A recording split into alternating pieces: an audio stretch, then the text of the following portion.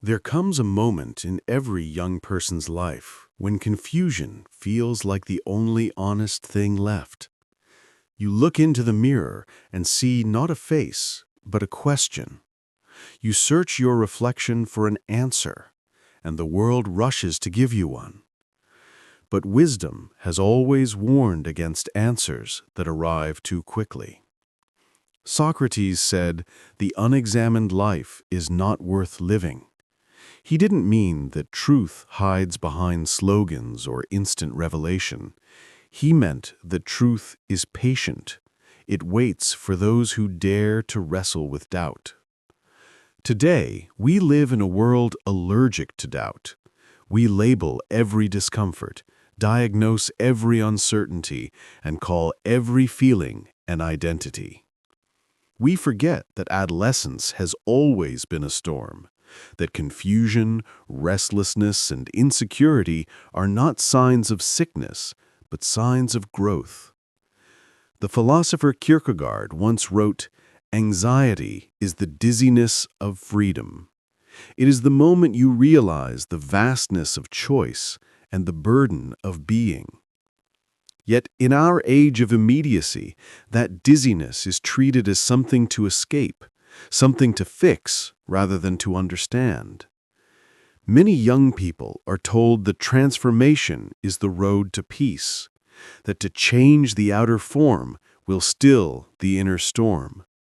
But the wise voices of history whisper otherwise, that peace is not in flight, but in formation, in shaping one's soul to endure the winds of life rather than run from them. C.S. Lewis warned, "You can't go against the grain of the universe and not expect to get splinters." In a time when every emotion can be broadcast, echoed, and affirmed, it takes courage to pause and ask, what if I am more than my feelings?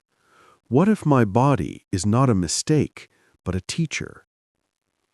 Our culture prizes authenticity, yet mistakes performance for honesty.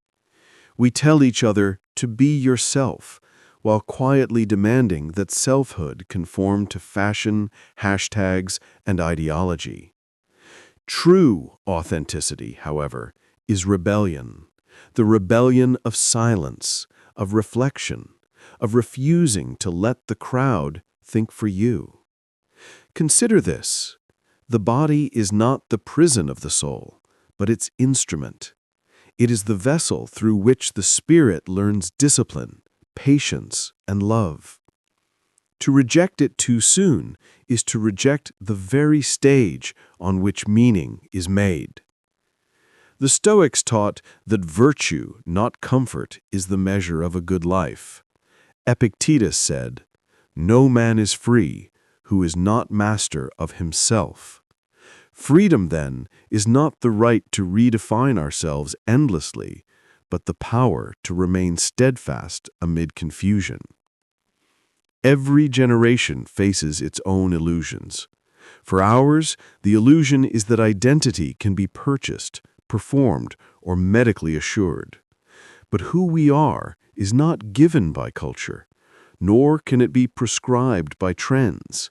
It is something earned through conscience, struggle, and truth-seeking. Truth, as Aristotle reminded us, is to say of what is that it is. It is not found in affirmations or hashtags, but in the steady gaze of reason and the humility to be wrong. And reason, that quiet companion of the soul, asks not that we suppress feeling, but that we understand it. To the young listener, do not fear your uncertainty. Do not rush to make your confusion into a creed. The world will tell you that every doubt must have a label, every discomfort a cure. But perhaps what you feel is not a disease of the body. It is the calling of the mind to search deeper. Hold fast to patience, for patience is strength in disguise. Embrace your questions. They are the tools of the philosopher. And remember, the mirror shows only the surface. The rest of you is waiting to be discovered, not designed. In time, you may find that the truest freedom is not in changing who you are, but in learning to love the truth of what you already are.